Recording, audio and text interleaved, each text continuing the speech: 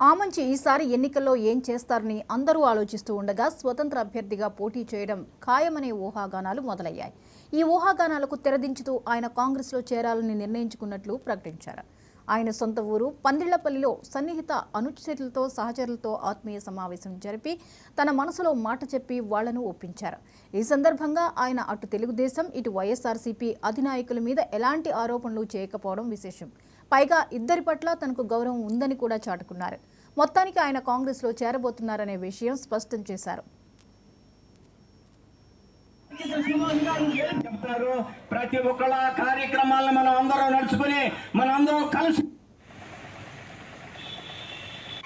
27వ ward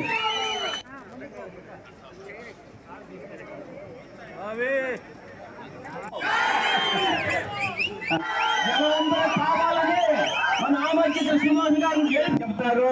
ప్రతి ఒక్కళ్ళ కార్యక్రమాలను మనం అందరం నడుచుకుని మనందరం కలిసి